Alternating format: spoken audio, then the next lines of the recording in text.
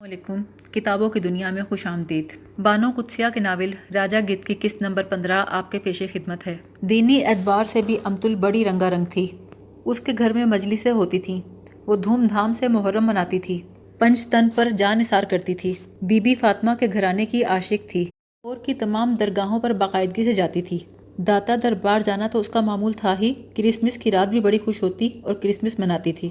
میرا خیال نہیں تھا وہ مجھے باغ جنہ لے جائے گی۔ اس باغ میں ایک کافور کا درخت تھا جس کی چھاؤں کے نیچے بہت سی یادیں وابستہ تھیں۔ بس سر جی یہیں رکیں، امتل آج مجھے بہت کام تھا، میں باغوں کی سیر کو نہیں نکل سکتا۔ میں آپ کو باغ میں نہیں لے جا رہی سر جی، وہ دیکھیے بابا ترت مراد کا مزار، بس یہاں حاضری دینی ہے پھر لوٹ جائیں گے، بس 10 منٹ۔ بیریئر کے پاس موٹر سائیکل پارک کر کے ہم مزار کی طرف چلنے لگے۔ بہت چپ ہیں آپ سر جی۔ پتہ نہیں کیوں میرا دل چاہتا تھا امتل کے کاندھے پر سر رکھ کر رونے لگوں، لیکن رونے کی کوئی خاص وجہ نہیں تھی۔ ترت مراد کے مزار پر بہت کم لوگ تھے۔ مزار پر پہنچ کر امتل یکدم اجنبی ہو گئی۔ اس نے وضو کیا، گیلے چہرے کے اوپر دوپٹے کی بکل ماری اور اندر چلی گئی۔ میں قوالوں کے پاس درخت کے ساتھ ٹیک لگا کر بیٹھ رہا۔ جب میں چندرا سے قصور آیا تھا تو روز ماموں کے گھر سے نکل کر بلے شاہ کے مزار پر جا بیٹھتا تھا۔ ان دنوں نہ مجھے بابا بلے شاہ سے عقیدت تھی، نہ میں قوالوں کی موسیقی سے متاثر تھا۔ بس وہاں بیٹھ کر آنے جانے والے عقیدت مندوں کو دیکھتا رہتا تھا۔ یہاں قبریں دیکھ کر مجھے میری ماں، میرے ابا سب قبروں میں سوئے ہوئے نظر آتے۔ میں کافی دیر بیٹھا رہا۔ بڑی دیر کے بعد امتل واپس آئی۔ بولی، آپ بھی کوئی دعا مانگ لیتے سر جی۔ مانگ لی ہے؟ کیا؟ بس بتائیں گے کبھی۔ اور تم نے کیا دعا مانگی ہے امتل؟ بس جی یہی، زندگی تو کسی پیار کرنے والے کے سہارے گزری نہیں، اب موت تو کسی پیارے کے ہاتھوں آ جائے۔ ہم دونوں موٹر سائیکل کی طرف بڑھے۔ چاہا میں آج اسے سیمی کے متعلق وہ سب کچھ بتاؤں جس کا اظہار میں نے آج تک نہ کیا تھا۔ آؤ امتل۔ کہاں سر جی؟ یہیں اسی باغ میں۔ آپ کو تو دیر ہو رہی ہے، کام ہے آپ کو دفتر میں؟ ہوتا رہے گا کام، آؤ۔ چلتے کافور کے درخت کے پاس پہنچے تو میں رک گیا۔ یہاں کچھ دیر بیٹھیں گے امتل، یہ بڑا مقدس درخت ہے۔ امتل نے اپنے برقعے کا نقاب اتار کے گھاس پر بچھا دیا۔ آپ اس پر بیٹھ جائیں سر، آپ کا سوٹ خراب ہو جائے گا۔ میں نے اس کا نقاب اٹھا کر گھٹنوں پہ رکھا اور چپ چاپ بیٹھ گیا اور بولا، اس درخت تلے ایک لڑکی ملی تھی مجھے ایک بار۔ امتل، کبھی تم نے ایسے شخص سے محبت کی ہے جو کسی اور کی محبت میں مبتلا ہو؟ ہاں جی، کی تھی ایک شخص سے۔ کہاں ملی تھی تم اسے؟ پرانے ریڈیو اسٹیشن پہ ملی تھی جی، بہت پرانی بات ہے، تب میری شادی بھی نہیں ہوئی تھی۔ ان دنوں ریڈیو اسٹیشن شملے پہاڑی کے پیچھے تھا۔ میں ریڈیو پر پروگرام کیا کرتی تھی۔ آر ڈی صاحب مجھے کمرے میں بلا کر دھیما دھیما ٹرک جھاڑا کرتے تھے۔ بڑی عزت تھی ان دنوں میری۔ پروڈیوسر صاحب کار تک چھوڑنے آتے تھے، ذرا لیٹ ہو جاتی تو فون پر فون آتے، ریڈیو اسٹیشن کی گاڑی لینے آتی تھی۔ ایک دن میں آر ڈی صاحب کے کمرے میں پہنچی تو وہ جانے کے لیے اٹھ رہا تھا۔ کھدر کی سفید شلوار قمیض، کندھوں پر کالی سیاہ چادر، سفید رنگ، بھورے بال۔ وہ بہت خوبصورت تھا سر جی۔ کھڑا ہوتا تو لگتا کہ کھڑے رہنے میں اس کا سارا حسن ہے، بیٹھ جاتا تو لگتا کھڑا ہو کر کبھی اتنا پیارا نہیں لگے گا۔ مجھے دیکھ کر وہ دوبارہ کرسی پہ بیٹھ گیا، لیکن بولا کچھ نہیں، میرے سلام کا جواب بھی نہیں دیا۔ آر ڈی صاحب نے تعارف کروا دیا، اس نے صرف سر کے اشارے سے جواب دیا۔ میں 2 گھنٹے بیٹھی رہی، وہ ایک لفظ نہیں بولا، لیکن بار بار دیکھتا تھا۔ پھر ایک دن جب میں ریہرسل کر رہی تھی تو اندر آ گیا۔ بڑا مشہور شاعر تھا۔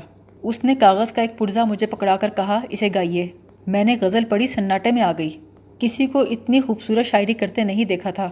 جب دھن تیار ہوئی اور میں نے ریہرسل کی، سارا وقت وہ آنکھیں بند کیے کونے میں چپ بیٹھا رہا۔ جب کبھی اچانک وہ میری طرف دیکھ لیتا تو میں لے پکڑنا بھول جاتی۔ بس اس طرح آغاز ہوا۔ پھر لمبی داستان ہے بدنامی کی، جھگڑوں کی۔ ہماری طرف تو خدا نہ کرے کسی کو عشق ہو۔ میں نے اس کے لیے سر جی کئی سویٹر بنے، تمباکو کا اسے شوق تھا، کئی پائپ منگوائے، ولائتی ٹائیاں۔ میرا جی چاہتا میں اس پر کچھ نہ کچھ نچھاور کر دوں۔ اسے دیکھ کر میری ساری ریاضت دھری کی دھری رہ جاتی۔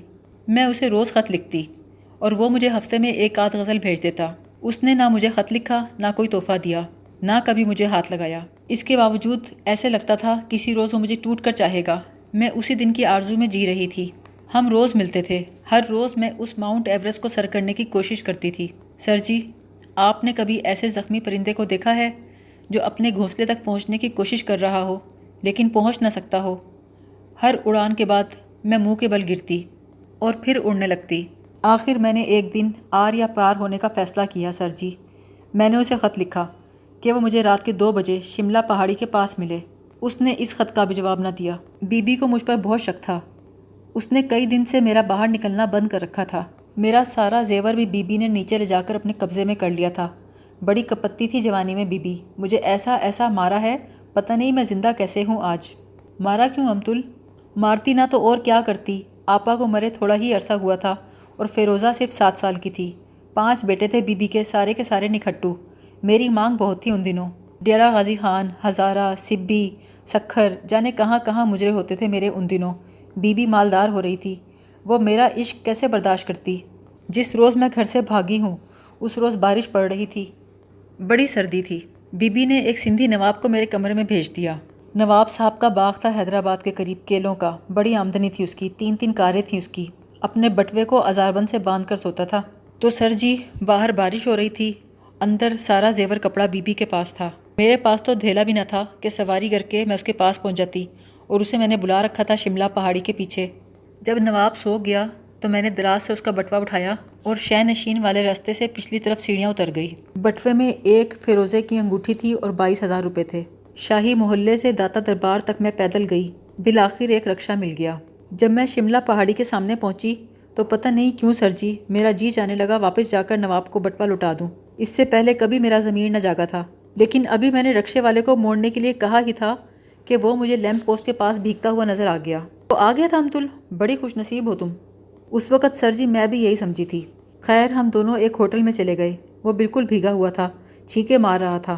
ہم دونوں ہیٹر کے پاس بیٹھ گئے۔ وہ پہلی دفعہ بولا، دیکھو میں نہ تم سے شادی کر سکتا ہوں نہ محبت، میں کسی اور کا ہوں، تم اپنے آپ کو سمجھا لو۔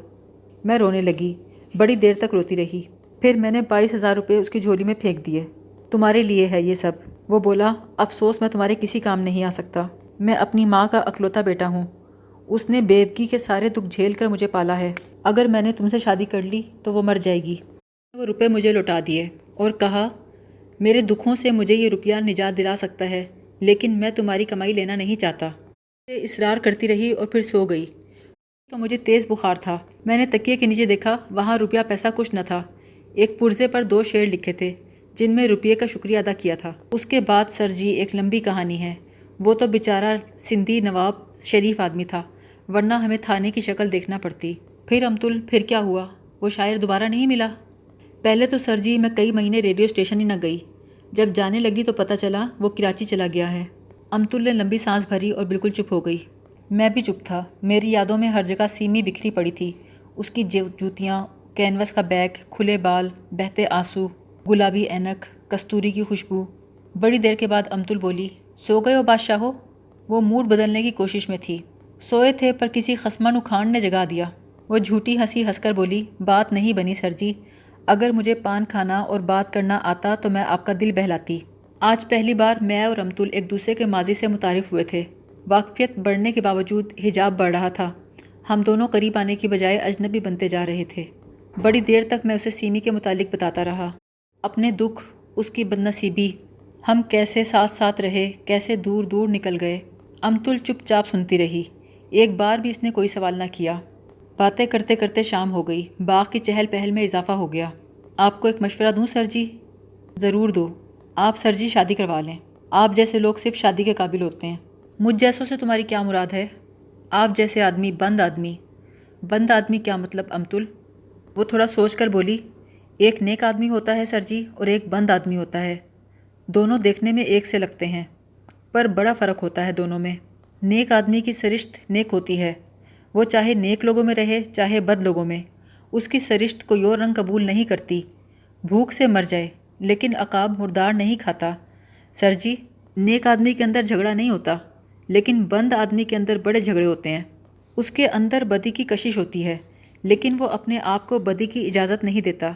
اس کے اندر نیکی نہیں ہوتی لیکن وہ نیکی کیے جاتا ہے، کبھی سوسائٹی کے ڈر سے، کبھی چاہنے والوں کے خوف سے۔ میرا مطلب ہے سر جی، نیک آدمی بدی دل سے ہی نہیں کرنا چاہتا، طبیعت بدی کی طرف جاتی ہی نہیں، اور یہ جو بند آدمی ہوتا ہے نا، یہ سب کچھ کرنا چاہتا ہے پر خوف سے مفلوج رہتا ہے۔ میں بھی ایسا ہوں امتل، جیسا وہ 22,000 لے جانے والا تھا۔ بالکل سر جی بالکل، آپ بھی ویسے ہی ہیں، سیل بند، مہر بند، دل بند، ہوا بند۔ آپ کے اندر کوئی روشندان نہیں ہے جو آپ کے چوبچ میں سے ذرا سی موری بھی نکلتی ہو۔ یہاں دنیا میں ہم سب کس لیے آتے ہیں سر جی؟ صرف مرنے کے لیے نا؟ زندہ رہنے کے لیے بھی امتل، زندہ رہنے کے لیے بھی آتے ہیں۔ نا سر جی، آنا صرف مرنے کے لیے ہوتا ہے، زندہ رہنا تو ٹائم پاس کے لیے ہوتا ہے، اور ٹائم پاس کرنے کے لیے شادی سے بہتر کوئی مشغلہ نہیں۔ جلدی سے عمر کٹ جاتی ہے اور پھر حلال رستہ ہے۔ آپ کی بڑی عزت ہے ریڈیو اسٹیشن پر، آپ شادی کروا لیں۔ ابھی آپ کا بیلنس ٹھیک نہیں، 2 پٹریوں پہ گاڑی چلے گی تو بیلنس ٹھیک ہو جائے گا۔ تم مجھ سے شادی کر لو امتل، ہم دونوں سر جی، ہم دونوں۔ وہ رونے لگی۔ میرے جسم کا تو ہر قطرہ حرام پہ پلا ہے سر جی، میں اس لہو سے اب کوئی حلال زادہ پیدا نہیں کر سکتی، میں شادی کے قابل نہیں ہوں۔ تمہیں کبھی اپنا بیٹا یاد نہیں آتا امتل؟ یاد کیسے نہیں آئے گا جی، پر چھوڑیں میری بات کو، آپ اپنی بات کریں۔ غلط عورتوں کے پیچھے وقت اور پیسہ ضائع نہ کریں۔ آپ کو چاہیے ایک با کردار لڑکی سے، طیب دوشیزہ سے شادی کریں جو آپ کو سیدھا رستہ دکھائے، ایسی لڑکی جو جسم اور دل ایک ہی جوئے میں ہارتی ہے۔ آپ کے مجھ پہ بڑے احسان ہیں، خدا قسم اگر میں پہلے جیسی ہوتی تو فوراً آپ سے شادی کرا لیتی۔ پتہ نہیں آپ سے میں کبھی کبھی کیسے باتیں کرنے لگتی ہوں۔ میں تو نہیں بولتی سر جی، میرا تجربہ بولتا ہے، مجھے تو بات کرنے کا ڈھنگ ہی نہیں آتا۔ باغ میں شام آ گئی تھی، لیکن یہ شام بہت بوجھل تھی۔ ہم دونوں کرگس جاتی کے شودر تھے۔ کوئی بات ہمیں اندر ہی اندر آگاہ کر رہی تھی کہ وہ رابطہ جو اتنی دیر سے سارا بوجھ اٹھائے ہوئے ہے اب ٹوٹنے والا ہے۔ اس شام ہم دونوں نے ایک دوسرے کو اچھی طرح پہچان لیا، اسی لیے ہمیں بچھڑنے میں مشکل پیش نہیں آئی۔ اس شام کے بعد ہم کبھی نہیں ملے۔ اس شام جب ہم دونوں باغ سے نکلے تو امتل نے میرا ہاتھ پکڑ کر کہا، بس سر جی اب آپ چلے جائیں، میں تمہیں گھر چھوڑ کے چلا جاؤں گا۔ نہیں سر جی، میں چلی جاؤں گی خود ہی۔ تمہیں کہیں اور جانا ہے؟ ہاں جی، بس پاس ہی، شاہ جمال کے مزار تک۔ میں بھی چلتا ہوں تمہارے ساتھ۔ نہ سر جی، میں ضعیف الاعتقاد عورت ہوں، آپ اب گھر جائیں، بڑی دیر ہو گئی ہے پہلے ہی، میں نے آپ کا بڑا وقت ضائع کر دیا ہے۔ وہاں کیا دعا مانگو گی امتل، سچ سچ بتانا۔ وہ ہونٹ چبا کر بولی، شاید کچھ اور دعا مانگوں، شاید وہی دعا مانگوں جو بابا ترت مراد کے مزار پہ مانگی تھی۔ میں اس کی دعا بھول چکا تھا۔ کون سی دعا؟ یہی سر جی، زندگی تو کسی پیار کرنے والے کے سہارے گزری نہیں، اب موت تو کسی پیارے کے ہاتھوں آئے، موت تو حلال ہو میری۔ وہ بغیر سلام دعا کیے مڑ گئی اور جلدی جلدی سڑک کراس کرنے لگی۔ میں نے اس کے پیچھے جانا چاہا، لیکن پہلی بار مجھے خوف سا آیا۔ دوسری صبح میں دیر تک سویا رہا۔ خواب میں بھی رات کو کئی مرتبہ رسی سے بندھے ہوئے جانور دیکھے جو آسمان کی طرف منہ کر کے روتے تھے۔ کئی بار میں اٹھا، السر میں بہت تکلیف تھی، پچھلے دن کا فاقہ تھا، منہ میں تیزابی کیفیت تھی۔ اعصابی سکون کی گولیاں کھا کر میں بہت دیر میں سویا تو صبح خلاف معمول سولت بھابی مجھے جگانے آئیں۔ پہلے انہوں نے ٹیبل پر چائے کا ٹرے رکھا، پھر کرسی سے ٹکرائیں، پھر غسل خانے میں جا کر نلکا کھول دیا، پھر سیڑھیوں پہ کھڑے ہو کر مسعود اور فرید کو آوازیں دیتی رہیں۔ جب میں جاگ گیا تو بغل میں اخبار دبائے چائے کے پاس کھڑی تھیں۔ بولی، بڑی خراب خبر ہے آج اخبار میں۔ میں سمجھا ہندوستان اور پاکستان میں جنگ چھڑ گئی ہے۔ وہ بولی، کسی امتل العزیز طوائف کو اس کے بیٹے نے قتل کر دیا کل رات۔ میں ہڑبڑا کر اٹھا۔ کون؟ کیا؟ کس کا قتل؟ ایک حرام کھانے والی کا، اور کس کا؟ بھابی نے جواب کچھ نہ دیا، اخبار میرے بستر پہ پھینکا اور سیڑھیوں کی طرف چلی گئیں۔ اخبار میں امتل کی پرانی تصویر چھپی تھی جس میں اس نے 2 چٹیاں کر رکھی تھیں، اس کے ساتھ اس کے بیٹے کی تصویر تھی۔ لڑکے کی شکل ماں سے مشابہ تھی۔ خبر یہ لکھی تھی، مخبوط الحواس بیٹے نے غیرت میں آ کر ماں کو قتل کر دیا۔ ساری خبر پڑھنے کی مجھ میں ہمت نہ تھی۔ میں نے اخبار تہہ کیا اور اسے آبدہ کے سلیپروں کے پاس جہاں سیمی کا خوشبودار رومال پڑا تھا وہیں رکھ دیا۔ میں نیچے گیا۔ مجھے معلوم تھا بھابی سولت بن کہے بغیر کسی سے پوچھے سارا معاملہ جانتی ہیں۔ وہ باورچی خانے کے سامنے کھڑی دانت برش کر رہی تھیں۔ بھابی جی، آپ میری شادی کا انتظام کر دیں، لیکن ایک شرط ہے۔ وہ بولیں، کیا؟ لڑکی بہت باکردار ہونی چاہیے۔ اچھا۔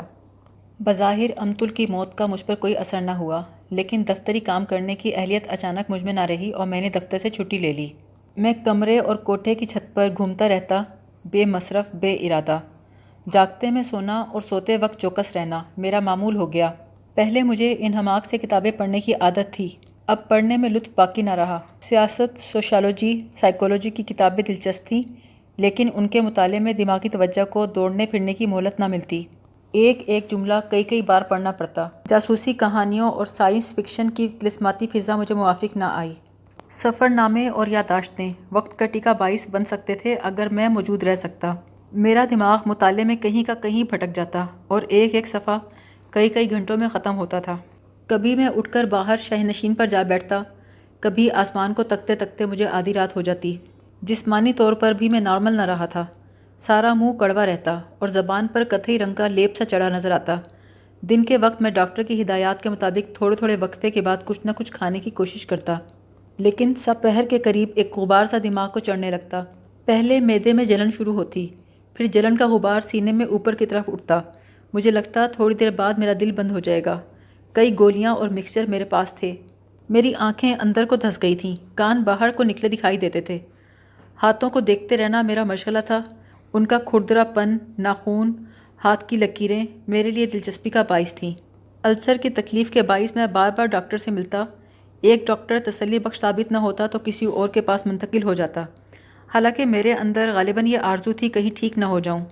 میں انگزائٹی اور وڈرال کی وجہ سے کبھی دوست نہ بنا سکا۔ کالج کے دوست تو چھوٹ ہی چکے تھے۔ اب ریڈیو اسٹیشن سے بھی کوئی ملنے آ جاتا تو میں بہانہ کر دیتا کہ میں گھر پر نہیں ہوں۔ اول تو میں ساری رات جاگ کر گزارنے کا خواہش مند رہتا، لیکن اگر ڈاکٹر کی دی ہوئی خواب آور دوا سے نیند آ بھی جاتی تو اچانک پسینے میں شرابور آدھی رات کو آنکھ کھل جاتی۔ جو ہی آنکھ کھلتی مجھے لگتا کمرے میں کاربن ڈائی آکسائڈ کی زیادتی ہے اور میں آنسو گیس کے دھوئیں میں مبتلا ہوں۔ ایسے میں میرے پھیپھڑے شدید گھٹن محسوس کرتے، لیکن مجھے کھانسی نہ آتی، فقط حلق کا پردہ بند ہونے لگتا۔ میرا منہ سوکھ جاتا جیسے میں صحرائے گوبی میں سفر کر رہا ہوں۔ میں ہڑبڑا کر بستر سے اٹھتا، سر پہ پانی کھول دیتا، پھر کوٹے پہ جا کر سہ نشین پہ بیٹھ جاتا۔ یہاں بھیگے سر کی وجہ سے تھر تھری چھوٹ جاتی۔ کبھی کبھی میرا جی چاہتا کہ نیچے جا کر سولت بھابھی سے اپنی حالت بیان کروں، پھر ان کے گلے لگ کر اونچے اونچے رونے لگوں۔ لیکن بھابھی سولت اور بھائی مختار گوٹی کاغذ میں لپٹے رہتے تھے، ایسے کہ نظر تو آتے لیکن ان تک رسائی نہ ہو سکتی۔ نیند کا وقفہ گو کم تھا، لیکن اس میں آنے والے خواب لاتعداد تھے۔ یہ سب خواب وحشت سے بھرے ہوتے تھے۔ جاگنے کا سماں سونے سے بھی نرالا تھا۔ صبح شیو کرتے وقت مجھے اپنی شکل شیشے میں ایسی لگتی، کبھی مونچھ غائب ہوتی، کبھی بابر بادشاہ جیسی داڑھی نظر آتی، کبھی اوپر والے ہونٹوں پر لپسٹک کا لیپ نظر آتا، کبھی آنکھیں غائب ہوتی۔ چونکہ میرا زیادہ وقت گھر پہ گزرتا اس لیے لوگوں سے ملاقات نہ ہو سکتی۔ اس دوران ایک دو خط ڈاکٹر سہیل کے آئے۔ وہ امریکہ میں دھڑا دھڑ تجربات اور مغربی کلچر سیکھ رہا تھا۔ اس کے ایک خط میں درج تھا کہ وہ ایک ٹاپ لیس بار پر گیا، لیکن ایسی جگہیں اتنی ہلا دینے والی ہوتی ہیں کہ دوبارہ جانے کی ہمت نہیں ہوئی۔ مجھے ان خطوط میں کوئی دلچسپی نہ تھی۔ مجھے امریکہ کے کلچر اور اپنے کلچر کے تقابل میں کوئی دلچسپی نہ تھی۔ امریکہ اخلاقی طور پر تنزل کی طرف راغب تھا یا سائنسی اعتبار سے عروج کی طرف۔ مجھے کسی ملک، کسی مذہب، کسی انسان کے عروج و زوال کی پرواہ نہ تھی۔ میں نے پہلے پروفیسر سہیل کو خط لکھنا چاہا، لیکن اب میں ان کے مشوروں سے آگے نکل گیا تھا۔ امتل کی موت کے بعد ایک دن مجھے آفتاب کا خط بھی ملا، لیکن چونکہ اس میں کوئی پتہ درج نہ تھا اس لیے میں جواب دینے کے فرض سے آزاد ہو گیا تھا۔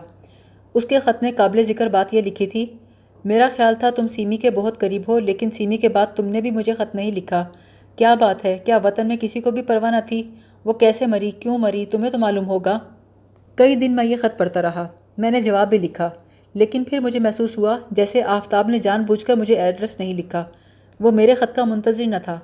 شاید اسے سیمی کے متعلق درست انفارمیشن بھی درکار نہ تھی۔ سولت بھابھی بہت دنوں سے میرے لیے لڑکی کی تلاش میں تھیں۔ میں تو تنہائی، بیماری، غمخوری اور بے اعتدالی کی عادتوں کے باعث جلد ہی کسی ہسپتال میں پہنچ جاتا اگر بھابھی سولت میرے لیے ایک لڑکی نہ تلاش کر لیتی۔ ایک روز میں چھت پر بیٹھا آلود آسمان کو دیکھ رہا تھا جب بھابھی سولت اوپر آئیں اور چند قدم کے فاصلے پر رک گئیں۔ قیوم جی، اوپر کیا دیکھ رہے ہو؟ بادل دیکھ رہا تھا۔ تمہارے لیے میں نے لڑکی تلاش کر لی ہے۔ میں آبدہ کی بہن سے شادی نہیں کروں گا۔ نہیں بھائی، وہ نہیں ہے، یہ اور ہے۔ وہ شہ نشین پر پہلی مرتبہ میرے قریب بیٹھ گئیں۔ بہت اچھی لڑکی ہے۔ ستاروں نے بھی اسے بے نقاب نہیں دیکھا۔ صوم سلاد کی پابند ہے، سلائی کڑھائی اچھی کرتی ہے، کھانا پکانا جانتی ہے، بڑے ہی اچھے لوگ ہیں۔ آپ تسلی کر لیں۔ بالکل بالکل، بہت باعصمت لڑکی ہے، جیسی تمہیں چاہیے بالکل ویسی۔ پہلی مرتبہ میں نے جرأت کر کے پوچھا، آپ کو کیا معلوم ہے بھابھی مجھے کیسی لڑکی چاہیے؟ بھابھی نے میرے کندھے پہ ہاتھ رکھ کر کہا، مجھے معلوم ہے نا، تم چاہتے ہو کہ تمہیں ایسی لڑکی ملے جو پہلی نظر میں تمہاری ہو جائے، ہے نا؟ میری آنکھوں میں آنسو آ گئے۔ جی، ایسی کہاں، بس وہ بالکل ایسی ہی ہے۔ کوئی فکر نہ کرو قیوم، وہ خوبصورت بھی ہے، پڑھی لکھی تو خیر زیادہ نہیں، لیکن پھر بھی بہت اچھی ہے۔ مجھے افسوس ہے قیوم۔ کس بات کا بھابھی؟ ہر بات کا، اماں جی کی موت کا، ابا جی کے پاگل پن کا۔ ہم دونوں نے ایک دوسرے سے منہ پھیر لیا۔ بھابھی چپ چاپ نیچے چلی گئی۔ میری نظروں میں چندرا گاؤں گھوم گیا۔ ہمارے گاؤں کو مکمل طور پہ کلر کھا گیا تھا۔ آخری بار جب بھائی مختار ابا کو منانے گئے تو مجھے بھی ساتھ چلنے کو کہا، لیکن میں ابا سے مل کر آیا تھا۔ مجھے معلوم تھا ابا حویلی چھوڑ کر کبھی لاہور نہیں آئے گا۔ اندر ہی اندر میری آرزو تھی کہ ابا لاہور آ جائے۔ وہ میری ماں کی آخری نشانی تھا۔ جس روز بھائی مختار نے شیخو پورہ سے آنا تھا، میں ایک امید کے ساتھ ریلوے اسٹیشن پہنچا۔ وہ گاڑی سے اترے، ابا ان کے ساتھ نہیں تھا۔ مجھے اسٹیشن پر دیکھ کر بھائی کی آنکھوں میں حیرانی آئی، پھر انہوں نے مجھے بیگ ایسے پکڑا دیا جیسے انہیں اسٹیشن پر لینے جانا میرا معمول ہی ہو۔ میں نے ڈرتے ڈرتے بھائی مختار پر نظر ڈالی۔ گاؤں کیسا تھا؟ بولے، اب گاؤں کہاں، سب لوگ چلے گئے، ڈھور ڈنگر سب مر کھپ گئے، مکان تو تقریباً سبھی گر گئے، سارے کنویں کھارے پانی سے بھر گئے۔ اور ابا کو ساتھ نہیں لایا آپ؟ وہ نہیں آ سکتا اب۔ کیوں؟ ابا نے مجھے نہیں پہچانا۔ میں پاس گیا، سلام کیا۔ ابا بولا، چلو میں تیار ہوں۔ اتنی دیر کیوں لگائی؟ میں تو ہر روز تمہاری رات دیکھتا تھا۔ ابا اتنی تیزی سے نیچے اترا، میں حیران رہ گیا۔ میں پیچھے پیچھے گیا۔ ابا کل چلیں گے، آج تو نہیں جا سکتے نا، کل شیخو پورہ سے روانہ ہوں گے۔ وہ بولا، میں شیخو پورہ تو جانا نہیں چاہتا۔ مجھے وہاں کیوں لے جانا چاہتے ہو؟ تم مختار کی ماں کے پاس سے نہیں آئے؟ کون ہو تم؟ جب میں نے اپنے باپ سے اپنا تعارف کروایا تو اس نے کہا، اچھا میں کچھ اور ہی سمجھا تھا، تم وہ نہیں ہو جس کا مجھے انتظار ہے۔ اسے کس کا انتظار ہے مختار بھائی؟ وہ موت کا انتظار کر رہا تھا۔ رات بھر میں اسے مناتا رہا کہ میرے ساتھ لاہور چلے، لیکن وہ نہیں مانا۔ صبح میں اٹھا تو ابا اپنے پلنگ پر نہیں تھا، پتہ نہیں کہاں چلا گیا۔ 3 دن میں اسے ڈھونڈتا رہا، مجھے کہیں نہیں ملا۔ یہی وہ آخری دکھ تھا جس کے لیے بھابھی ابھی افسوس کر کے میرے پاس سے گئی تھی۔